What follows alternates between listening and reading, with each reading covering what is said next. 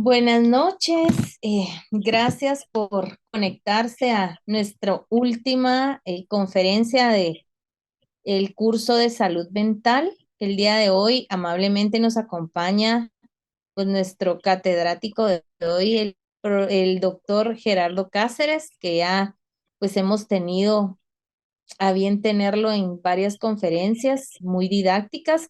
Le damos la bienvenida al doctor. Sabemos que pues es psiquiatra de la Universidad de San Carlos de Guatemala, catedrático y ejerce en su práctica privada.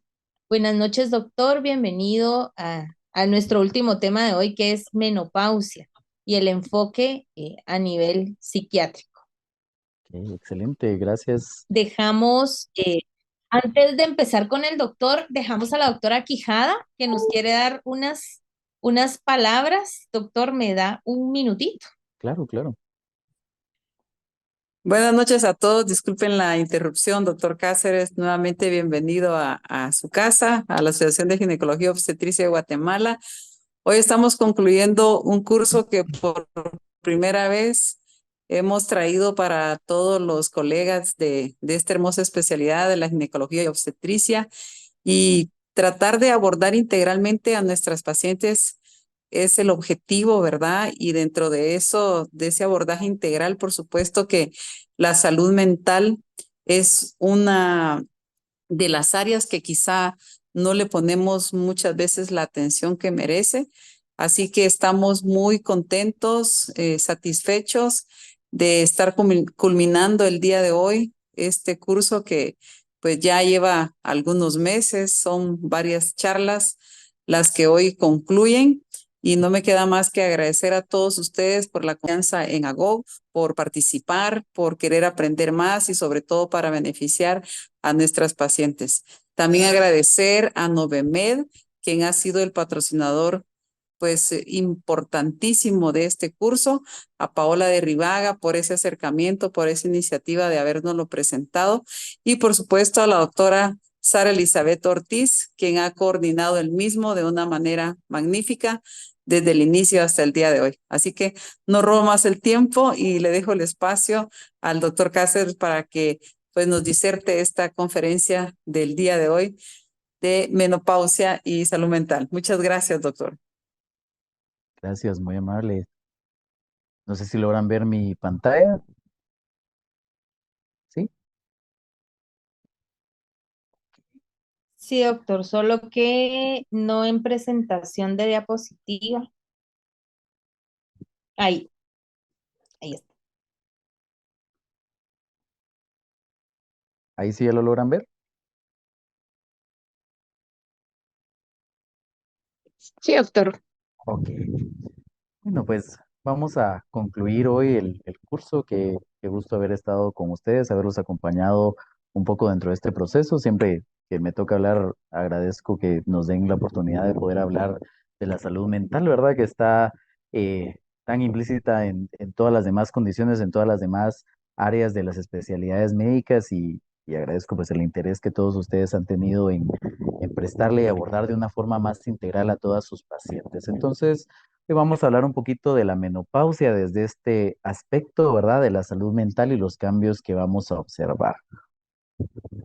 Entonces, no sé si recuerdan cuando hablamos la primera clase de estrés, perdón, de trauma, que hablábamos de el famoso fenómeno del estrés, ¿verdad? Que todos lo experimentamos más constante o más fuerte de lo que quisiéramos probablemente, pero se recuerdan que hablábamos que al inicio de que aparece algún estímulo estresante, sea esto una vivencia difícil o traumática de la infancia, o una experiencia negativa en el colegio, o una ruptura amorosa, o un problema económico, o la residencia que todos atravesamos, pues los niveles de estrés se van aumentando, ¿verdad? Y conforme los niveles de estrés se van aumentando, también al mismo tiempo se va aumentando esto que se llama carga alostática. La carga alostática hace referencia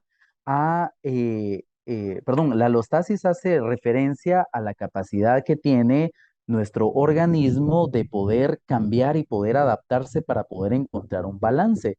Que se recuerdan que hablábamos que el término homeostasis, que fue el que nos enseñaron desde el primer año de medicina, realmente es como un escenario muy utópico, ¿verdad? Donde se da en condiciones ideales, que son poco reales, ¿verdad? La alostasis nos hace referencia a esos cambios que nuestro cuerpo puede ir haciendo como para irse adaptando a todo esto interno o externo que se va modificando.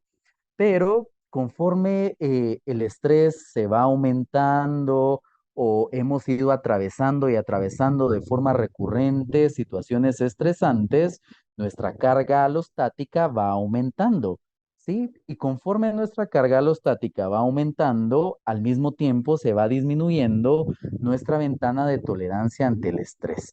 Em, ¿Qué quiere decir esto? Que es muy frecuente que a mayor edad también nuestra carga alostática sea mayor y que nuestra ventana de tolerancia ante el estrés sea menor, ¿verdad? Y por eso es que cuando los pacientes llegan a esta etapa de adulto mayor, vuelve a haber un repunte con respecto a las enfermedades mentales, no porque, ¿verdad? El adulto mayor quiera ser más sensible o porque quiere llamar la atención o porque quiere ser dramático, sino porque todo ese estrés que ha ido acumulando a lo largo de su vida han ido aumentando esa carga y disminuyendo su tolerancia ante el estrés.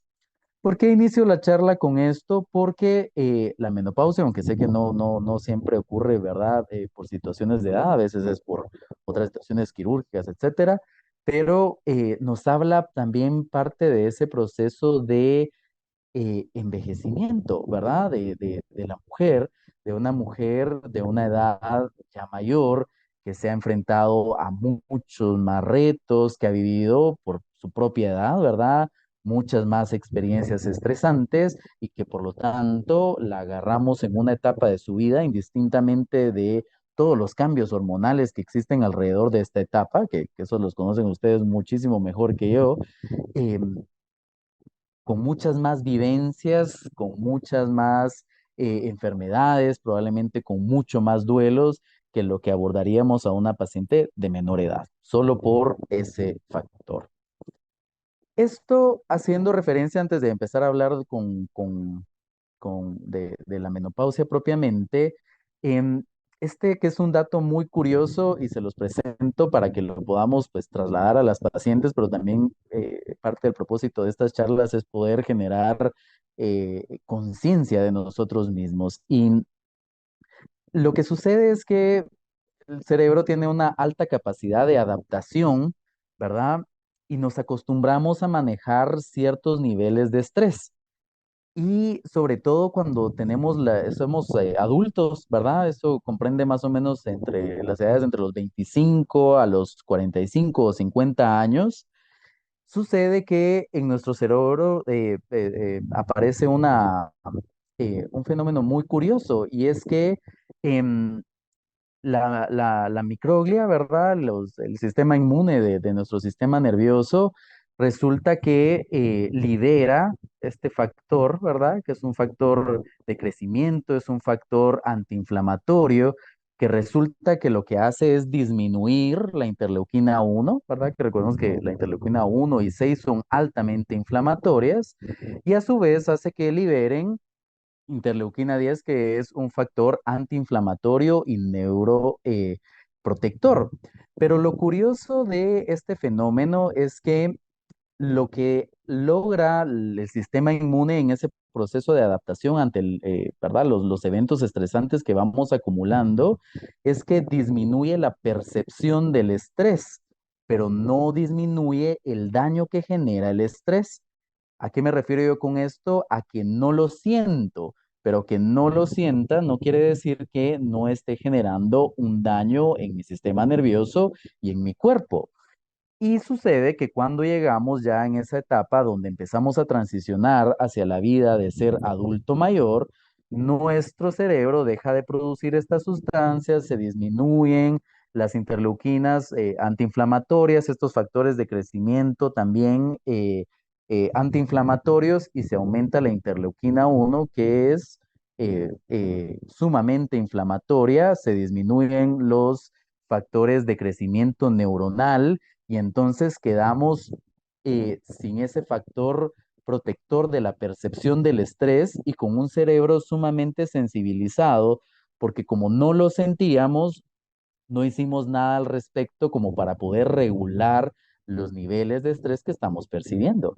Y entonces hago esta observación porque justo es esta etapa en la que más nos exigimos, en la que decimos, bueno, aguanto trabajar 10 horas y puedo turnar y aparte puedo tener la clínica y aparte y nos vamos sumando y sumando y cargando de un montón de actividades que no las percibimos por este mismo factor protector que tiene nuestro cerebro, pero que nos van sensibilizando y van haciendo que nuestra carga alostática vaya aumentando, ¿verdad?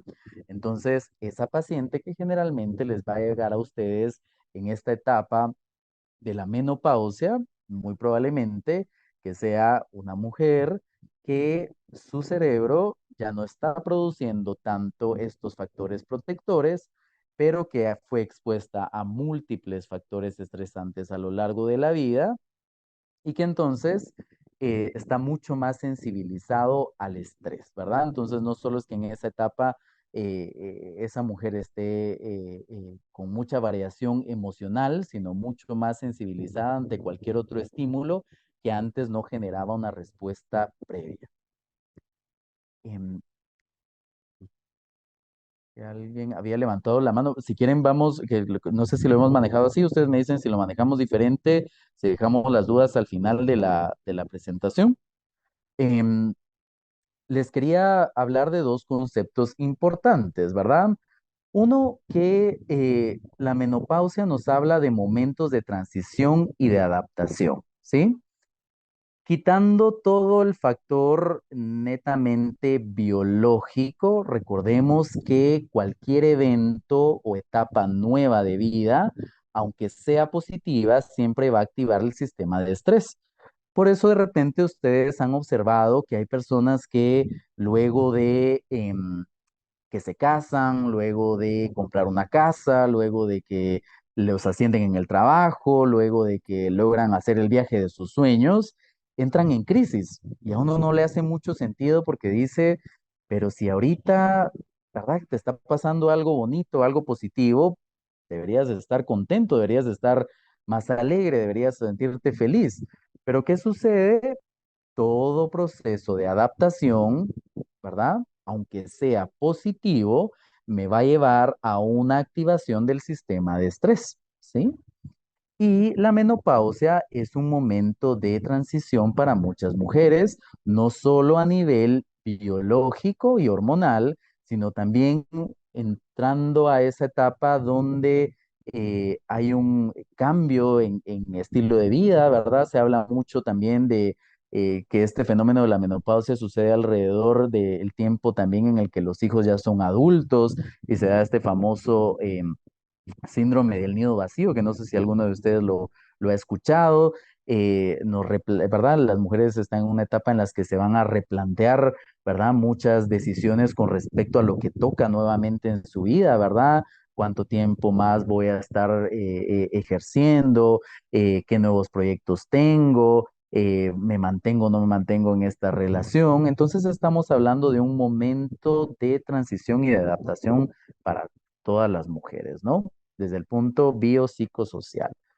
Pero también se habla que, hablando propiamente de la salud mental en las mujeres, este término que es ventanas de vulnerabilidad reproductiva y cómo esas variaciones biológicas y hormonales también están altamente relacionadas con el debut o el aparecimiento o el empeoramiento de cualquier enfermedad mental, ¿verdad? Entonces hablamos de el inicio de la adolescencia con la menarquia, hablamos de ventanas de vulnerabilidad reproductiva, también es los ciclos menstruales, ¿verdad? Y entonces, ¿por qué aparece el famoso síndrome disfórico premenstrual? Hablamos también del periodo posparto, ¿verdad? Que ustedes lo han podido notar, muchos cambios a nivel hormonal y por supuesto con una respuesta emocional. Y por último, pues hablaríamos de esta ventana de vulnerabilidad reproductiva de la menopausia, ¿verdad? Otro cambio biológico muy significativo que va a generar cambios también a nivel mental y emocional. Em, Dentro de lo que se habla de la menopausia, lo que más estudios tiene es la depresión, o bueno, creo que de las enfermedades mentales, probablemente depresión y esquizofrenia son las que más estudios tienen, y en menopausia la que más se ha investigado es depresión, pero como lo vamos a ver más adelante, realmente cualquier enfermedad mental que haya estado previamente se puede exacerbar con este periodo y no netamente solo por los cambios hormonales, sino por todos esos factores estresantes biopsicosociales. Pero hoy principalmente vamos a hablar de depresión, que es tal vez lo que más prevalentemente van a ver y tal vez de lo que hay más evidencia. Entonces, es importante entender, pues, que los estrógenos tienen un factor protector a nivel mental, ¿verdad? Y por eso se habla muchísimo también de por qué las mujeres son más resilientes que los hombres. Dentro de las múltiples explicaciones que existen, ¿verdad? O de las propuestas que hay, porque nada es unicausal, ¿verdad? Es que los estrógenos juegan este rol protector hacia las mujeres, ¿verdad? Em, ¿De qué forma los estrógenos ejercen este efecto? Es que bloquean enzimas que degradan la serotonina y la noradrenalina, ¿verdad? Entonces, al evitar que estas enzimas se activen, entonces va a haber más serotonina y más noradrenalina circulante. Recordemos que todos los neurotransmisores sirven si están afuera de la neurona, ¿verdad? Si están adentro de la neurona, realmente no ejercen ningún efecto más que estar almacenados, pero como todo en el cuerpo, pues siempre busca encontrar un balance. Hay enzimas específicas diseñadas para poder culminar la acción de estos neurotransmisores y que el efecto no se perpetúe, ¿verdad? Que es un mecanismo biológico natural. Pero resulta que los estrógenos disminuyen o bloquean la actividad de estas enzimas degradadoras y por lo tanto, los estrógenos hacen que circule más serotonina y más noradrenalina a nivel posináptico en el cerebro, ¿no? También resulta que los estrógenos generan un aumento de esta enzima que se llama triptófano hidroxilasa, que es la primera enzima que es encargada de generar la serotonina, porque la serotonina viene del aminoácido triptófano. Entonces, disminuye la degradación y aumenta la producción, ¿verdad? Entonces, los estrógenos generan ese factor protector. Resulta también que generan una regulación a la baja de los receptores de serotonina, ¿verdad? Los 5-HT1A. Y ustedes se preguntarán, ¿y eso qué es o qué hace? Resulta que nuestras neuronas tienen, digámoslo así, como sensores, ¿verdad? Estos receptores funcionan como unos sensores que le dicen a la neurona, hay demasiada serotonina afuera. Y entonces, si hay mucha serotonina afuera, estos receptores se activan y dejan de producirla. Entonces, si hay menos de estos receptores, hay menos sensores que le digan a mi neurona que hay mucha serotonina afuera y entonces se sigue produciendo, que es de alguna forma similar a cómo actúan los medicamentos antidepresivos. Entonces, ese es otro efecto protector de los estrógenos. Resulta también que aumentan la actividad de los receptores 5-HT2A, ¿verdad? Que son receptores a nivel de la corteza prefrontal y que nos van a ayudar no solo a regular la serotonina, sino que resulta que estos receptores también tienen que ver con la regulación de la dopamina, ¿verdad? Y la dopamina, recordemos que también está altamente implicada en el estado de ánimo, en la atención, en la concentración y también, por lo tanto, nos va a ayudar a la experimentación del placer, ¿verdad? Como tal, en sentir placer en las actividades cotidianas, en lo que hacemos, en encontrarle sentido. Es otra forma que los estrógenos nos regulan. También los estrógenos producen el aumento de la liberación de el factor neurotrófico derivado del cerebro, que esta es una sustancia que se libera y que lo que favorece es que se activen los mecanismos de neuroplasticidad. ¿Qué quiere decir esto? que puedan crecer nuevas neuronas, que puedan conectar nuevas neuronas, que se puedan crear nuevas sinapsis, que esas sinapsis nuevas puedan potenciarse. Para eso nos sirve el factor neurotrófico derivado del cerebro y resulta que los estrógenos favorecen que haya ese aumento. Y también resulta que parte de esto es como tal vez de lo más reciente, que los estrógenos nos ayudan a la regulación de la transmisión del GABA, ¿verdad? Recordemos que el GABA es el neurotransmisor más inhibidor por excelencia del sistema nervioso central, ¿verdad? El glutamato el más excitador, el GABA el más inhibidor.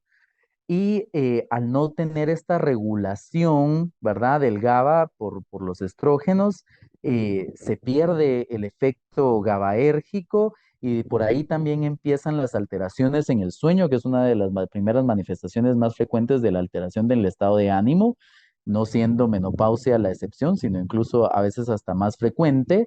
Y pues tal vez en otra ocasión tendremos la oportunidad de platicar cómo por sí sola la alteración en el sueño empieza a crear un estado proinflamatorio que favorece que aparezca la depresión y la ansiedad, ¿verdad? Entonces, si nos damos cuenta, los estrógenos ejercen un factor eh, neuromodulador y regulador sumamente importante en las mujeres.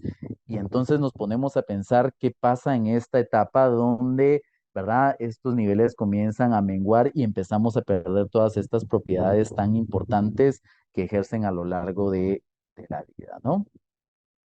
Em, es importante hablar en la menopausia de factores de riesgo y nos los dividen como en dos opuestos, ¿verdad? Tenemos los factores del continuum y los factores de la ventana de vulnerabilidad. ¿A qué nos referimos con esto? Los factores del continuum nos hablan de toda la historia de vida de la paciente, ¿verdad? Que ahorita lo vamos a entrar a más detalles. Todos esos antecedentes que predisponen a la paciente a tener un episodio depresivo, ¿verdad?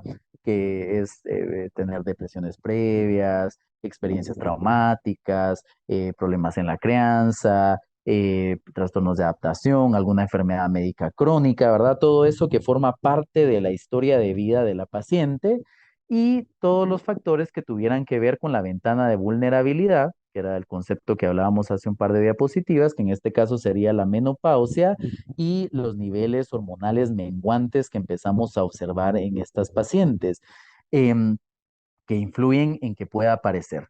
Como platicábamos, casi nada es unicausal y generalmente es una combinación de ambos, porque no es que todas las pacientes con menopausia desarrollen depresión, pero sí la propia menopausia las deja en una mayor vulnerabilidad de poder padecerlo. Entonces, ¿qué factores de riesgo pueden aparecer para poder desarrollar una depresión en esta etapa de la menopausia? ¿Verdad? A nivel demográfico, una menopausia mucho más temprana, a nivel, ¿verdad?, de raza negra o hispánicos, que no diría, pero ¿y esto qué tiene que ver? Y aquí es donde entra un poco la parte del trauma, ¿verdad? Recordemos que tanto latinos, población indígena como negros, históricamente han sido poblaciones altamente vulneradas y recordemos que el trauma, de verdad, de alguna forma se hereda, los niveles de estrés que yo manejo, que lo platicamos en alguna clase, se pueden heredar hasta 3 generaciones después, ¿verdad? Y si hablamos de no estrés, sino de trauma, eso también deja a estas mujeres en una situación como mucho más vulnerable, ¿verdad? A nivel psicosocial, cualquier experiencia adversa de la infancia, que ya vimos en alguna clase que nos predisponía no solo a enfermedades mentales, sino a cualquier enfermedad inflamatoria y metabólica, ¿verdad? Entonces, cualquier experiencia traumática de la infancia, una red social pobre, ¿verdad? Sin duda alguna, mujeres que se encuentran mucho más aisladas, pocas amistades, poco círculo social, familia lejana o viudas, ¿verdad? Y por supuesto las relaciones personales, que eso siempre es importante que le prestemos atención. Cualquier relación donde exista violencia de cualquier tipo, física, psicológica, emocional, económica, va a ser un factor altamente estresante que me va a predisponer a padecer de depresión o de ansiedad. Que una paciente presente síntomas vasomotores es un factor de riesgo. O sea, si ustedes empiezan a detectar que hay síntomas vasomotores en sus pacientes, es muy probable que, o tiene una alta probabilidad de que esa paciente desarrolle depresión, ¿verdad? Y también pacientes que en esta etapa de la menopausia les empiecen a mencionar que empiezan a tener alteraciones en el sueño, insomnio, ¿verdad? Ya sea que les cuesta quedarse dormidas o que se duermen fácil pero se están despertando a lo largo de la noche o que sienten que duermen pero no descansan. También son factores que nos tienen que hacer pensar que esa paciente está en mayor riesgo de, ¿verdad? Y a nivel médico, pues por supuesto, si esa paciente ya tiene antecedente de depresión o de ansiedad, por supuesto que hay una vulnerabilidad más alta. Si hay una historia de síntomas a nivel, ¿verdad? Hablando otra vez de las ventanas de vulnerabilidad, si es una paciente que padeció de síndrome disfórico premenstrual o tenía muchas oscilaciones en el estado de ánimo alrededor de los ciclos menstruales, o si tuvo depresión postparto, cualquier paciente que en otra ventana de vulnerabilidad haya presentado síntomas está en un riesgo mucho, mucho mayor de desarrollar enfermedad mental en la etapa de la menopausia. Por supuesto, todos los factores que tienen que ver con la inflamación, como un alto índice de masa corporal, que no sé si es un dato que de repente sabían o se los presentaron a lo largo del curso, pero sí hay muchísimos estudios que demuestran que a mayor masa, índice de masa corporal, a mayor peso, mayor severidad de la depresión, ¿verdad? Haciendo una diferencia bastante significativa entre alguien ya con sobrepeso está en un 25% más de probabilidad de padecer de depresión que la población en general, y alguien con obesidad, este dato se vuelve entre el 37 y el 40%, ¿verdad? Porque recordemos que el tejido adiposo es altamente inflamatorio, es un tejido activo y favorece la depresión y por supuesto fumar, ¿verdad? Que todos sabemos que cualquier enfermedad definitivamente la va a empeorar. Aunque siempre a estos dos prestémosle atención porque así como pudiera ser la causa de, pudiera ser la manifestación de, ¿verdad? Una paciente que está comiendo mucho porque esa comida le alivia o genera cierta calma de la ansiedad o cierta mejoría en el estado de ánimo, o el dormir o el fumar igual, ¿verdad? El fumar me está ayudando a mí a conciliar el sueño, el fumar me está ayudando a mí a poder sentirme mejor, a levantarme el ánimo, pudiera ser de ambas vías, ¿verdad? Pero sí, definitivamente, si está presente, es un factor de riesgo. Esto brevemente, que probablemente se los mencionaron mucho a lo largo de todo este seminario, en la presentación clínica de la depresión, recordando los síntomas, ¿verdad? Los más significativos, el estado de ánimo depresivo o triste o bajo, em, pero haciéndoles la observación que la característica más importante de la depresión es la pérdida del interés en las cosas que a mí me gustaban o que yo previamente hacía. Se van a topar con muchos pacientes, muchas pacientes, perdón, que les van a decir, pero mire, doctora, o mire, doctor, yo no estoy llorando, ¿verdad? Yo no es que me la pase tirada en la cama, no es que tenga el nudo en la garganta todo el día o que me sienta triste. Ok, pero fíjese que ya no salgo mucho con mis amigas. Antes me gustaba, pero ahora ya no me llama la atención. O fíjese que yo antes iba a nadar, pero ahora ya no lo disfruto. Esa pérdida en el interés tiene que ser lo que más le llame la atención, más allá de la tristeza o de las ganas de llorar o de la sensación depresiva que los pacientes puedan tener, ¿verdad? Esto solo se los dejo como una imagen para que lo tengamos ahí presente para recordar los síntomas clínicos, porque no hay evidencia que en la depresión, en la menopausia, realmente la sintomatología cambie por completo o tenga ciertas características en específico más allá de los síntomas vasomotores, ¿verdad? Que más bien pudieran ser eh, como algo que podemos detectar como un factor de riesgo para poder desarrollarla, pero en sí los síntomas suelen ser los mismos, ¿verdad? Alteraciones en el peso, en el sueño, retardo psicomotor, sensación de fatiga o de cansancio, pensamientos negativos, ¿verdad? De culpa, desesperanza, de minusvalía, alteración ejecutiva, que es el cerebrito que ven aquí, que es todo eso que nos cuesta poner atención, concentrarnos, tomar decisiones, priorizar, ejecutar, organizar. Y por supuesto, ¿verdad? Si hay ideas de muerte o ideas suicidas, eso sí o sí hay que atenderlo, eso sería una urgencia, ¿verdad? Em, ¿Cómo podemos hablar de la depresión en la menopausia, ¿verdad? ¿Cómo abordar o cómo acercarnos a estos pacientes? Aquí les dejo algunas preguntas como para que nos empecemos a familiarizar, porque a veces no lo van a expresar abiertamente, pero ustedes pueden empezar a detectarlo. Eh, la primera, ¿verdad? Como para detectar la experiencia emocional de esa paciente, cómo te estás sintiendo ahorita que estás cerca de la menopausia, te preocupa, te enoja, te hace sentirte, ¿verdad? No sé, más cerca de la muerte, más cerca del envejecimiento. ¿Has notado cambios en tu cuerpo que te preocupen? ¿Has estado experimentando calores o sudoración nocturna? ¿Has tenido estado de ánimo bajo? ¿Estás más nerviosa? ¿Estás más irritable? ¿O te ha dicho tu esposo, tus hijos, si te notan más enojada? ¿Has notado si has perdido interés o placer en la actividad sexual? ¿Verdad? Problemas al orinar, orinando con mucho más frecuencia, que no es que esto sea un síntoma de la depresión, ¿verdad? En la menopausia, pero estamos hablando de sintomatología física que es sumamente molesta y discapacitante, y eso nos habla entonces también de los niveles de estrés que esta paciente puede estar experimentando, ¿verdad? ¿Has tenido problemas con tu memoria o con tu concentración? ¿Has tenido problemas a la hora de dormir? Que por cierto, con el sueño, muchas personas dicen que duermen, pero pregúntenles, tal vez la pregunta más importante es, ¿descansas? Porque hay muchas personas que duermen, pero no descansan, entonces quiere decir que no están durmiendo bien. ¿Has tenido dolor o has experimentado dolor, verdad? Recordemos que el dolor también suele ser una manifestación muy frecuente de las depresiones, sobre todo las depresiones severas. Em, ¿De quién cuidas tú en este punto de tu vida? Porque eso es importante. Aquí estamos hablando de factores socioculturales donde a la mujer se le ha otorgado ese rol de ser la cuidadora, ¿verdad? La cuidadora primaria. Em, entonces, estás cuidando a tu mamá, todavía cuidas a tus hijos, tu esposo tiene alguna discapacidad, tiene alguna adicción, ¿verdad? Como para entender los niveles de estrés a los que esta paciente se enfrenta, ¿verdad?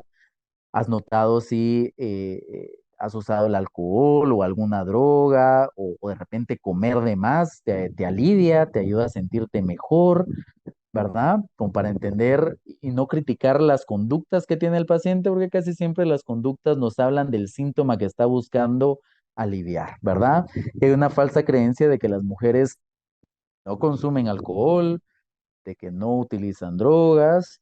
eh, Hay que preguntar sobre esto porque generalmente se va a negar o lo vamos a tomar socioculturalmente como que están en menor riesgo y en esta etapa se ha demostrado que como una forma de aliviar los síntomas, muchas mujeres pudieran recurrir a estas conductas como para poder aliviar, ¿verdad?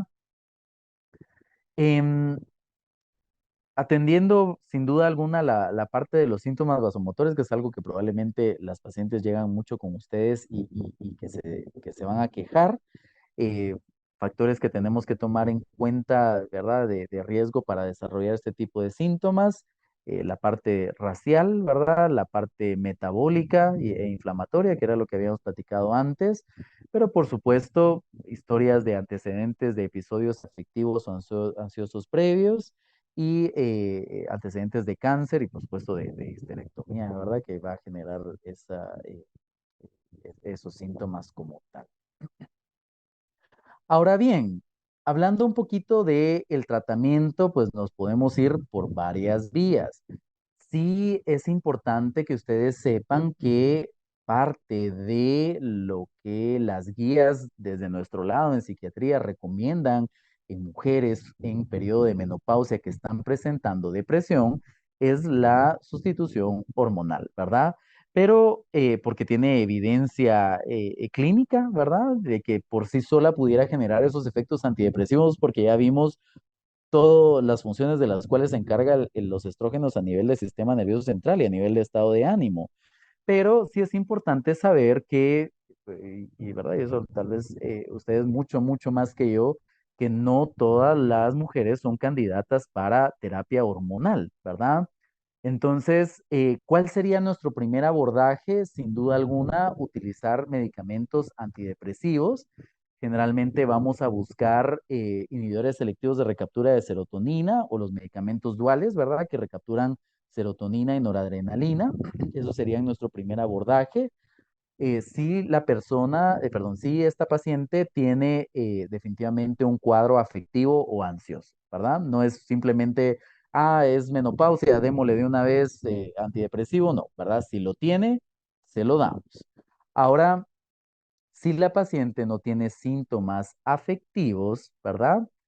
Y si no tuviera indicación de utilizar terapia hormonal, entonces pudiéramos utilizar medicamentos ansiolíticos como la gabapentina o la pregabalina, que pueden ayudar a reducir los niveles de estrés, a reducir la activación cerebral y por lo tanto a disminuir la sintomatología, ¿verdad?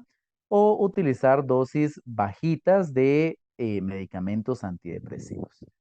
Si la paciente eh, no tiene contraindicaciones, no tiene síntomas afectivos ¿verdad? Y está interesada en un proceso farmacológico, pues definitivamente vamos a probar, perdón, la terapia sería terapia hormonal y pues tendríamos como esta cuarta etapa en la que ya sea que la paciente no lo tolera o no lo desea o no tiene una indicación clara, que pudiéramos utilizar toda esta otra parte complementaria, que es ¿verdad? La psicoterapia, el ejercicio, el yoga se ha estudiado mucho en la menopausia, que son tratamientos alternativos que pudieran ayudar a la paciente a regular el sistema de estrés y a través de regular el sistema de estrés atender los síntomas depresivos o ansiosos. Hablando del tratamiento antidepresivo, algunos puntos importantes. No es que se haya demostrado que uno sea mejor que otro, ¿verdad? Como decirles, bueno, el medicamento de elección es sertralina o el medicamento de elección es citalopram o en la faxina, ¿verdad?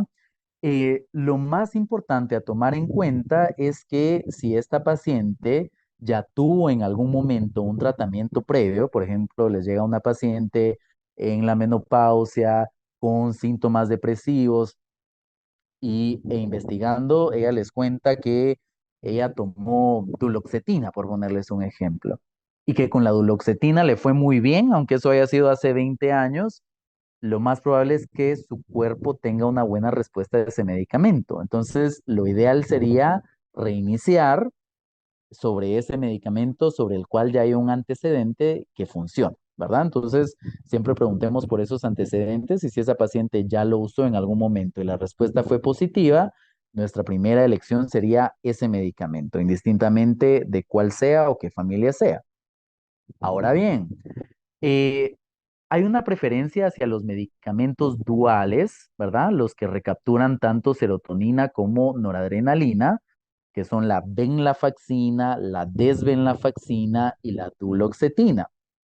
Primero, porque su acción noradrenérgica puede ayudarnos a regular los síntomas vasomotores y eso pudiera también ayudar a disminuir esa sintomatología física y, por supuesto, cualquier cosa física que nosotros mejoramos va a generar también un alivio a nivel mental y emocional, ¿verdad? Si yo tengo un dolor grandísimo en la pierna, por supuesto que si me dan un tratamiento analgésico adecuado, correcto, va a aliviar la pierna, pero también va a aliviar la preocupación que yo estoy sintiendo con respecto a ese dolor, ¿verdad?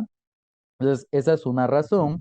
Y también otro punto importante es que estos medicamentos suelen ser mucho más potentes. Y como hablábamos en la primera diapositiva, probablemente estamos ante una paciente ya más grande, que ha vivido más experiencias, que ha tenido más situaciones estresantes, probablemente muchos más duelos.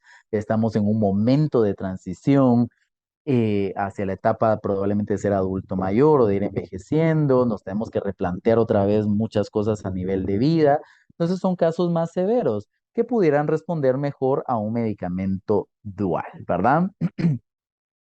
Una observación muy importante es que siempre mantenga una vigilancia sobre el sueño y que valoremos el utilizar medicamentos hipnóticos, ¿verdad? Algo que ayude a esa paciente a descansar, porque sueño y estado de ánimo son dos funciones que van de la mano. Si el estado de ánimo se altera, lo primero que vamos a ver alterado es el sueño, y eso creo que nos ha pasado a todos, ¿verdad? Recibimos una llamada, estamos preocupados por algo, y lo primero que sucede es que no dormimos. Entonces el sueño es lo primero que se altera.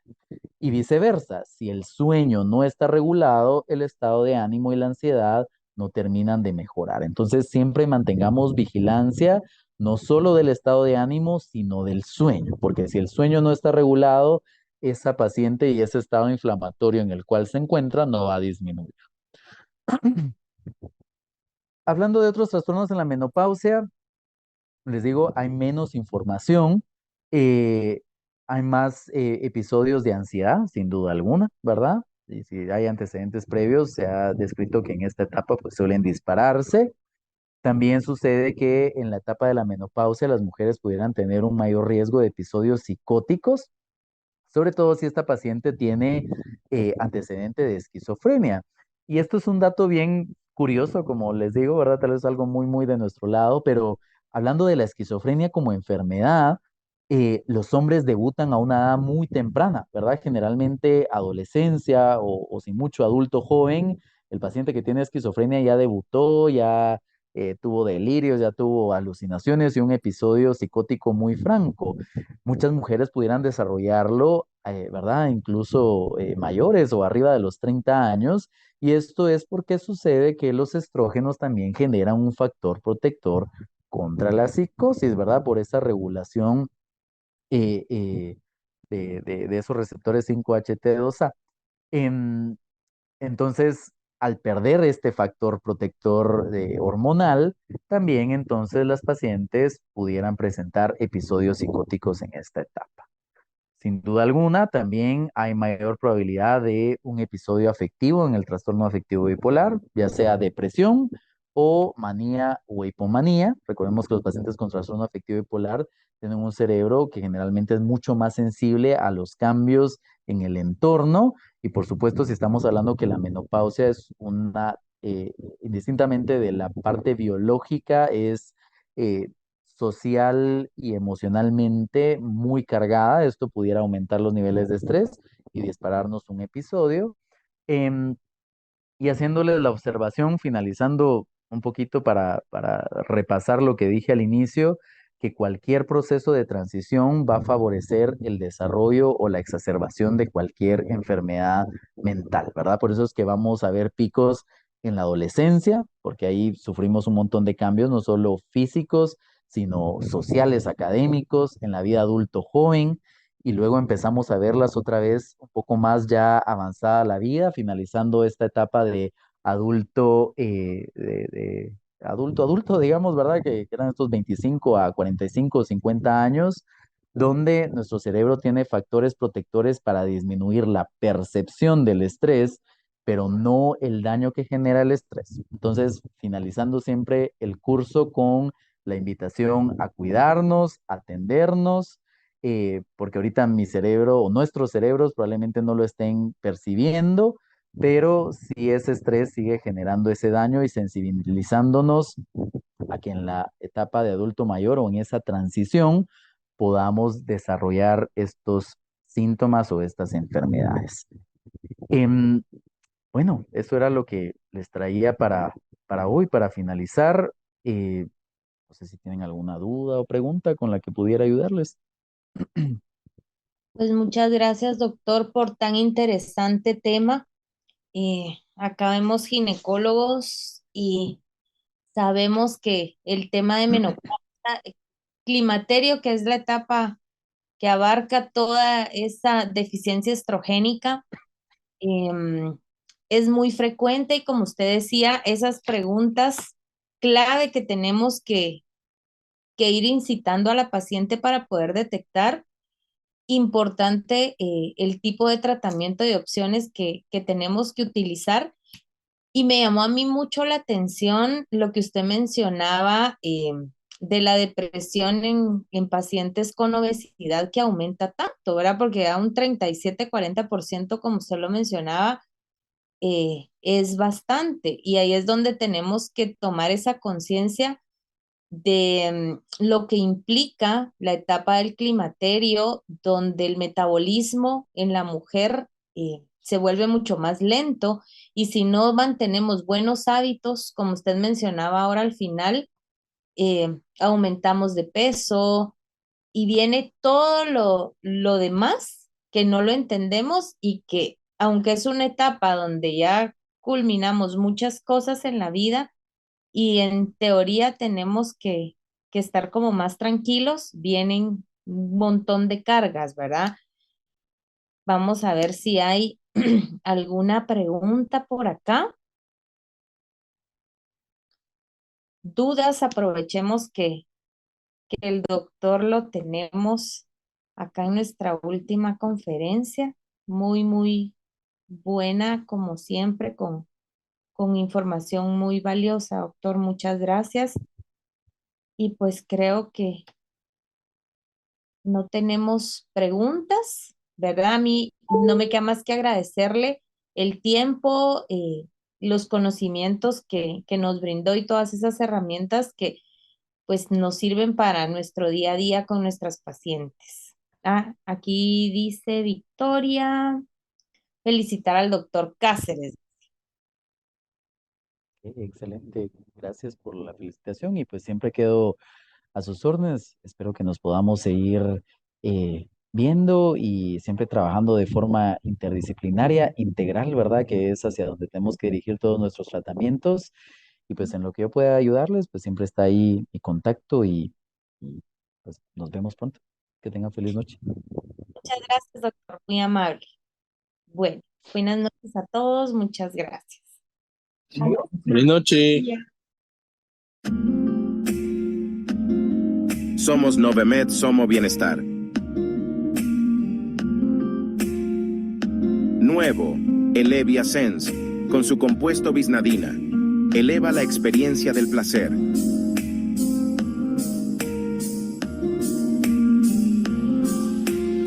Ultrafem es máxima hidratación para toda mujer en todas sus etapas. Kelopatch Poder Regenerador para la piel, Maxilac, alimentando el vínculo del amor. Divinalt, Drospera y Planifert, un anticonceptivo para cada paciente. Dietondo, piernas más sanas día a día.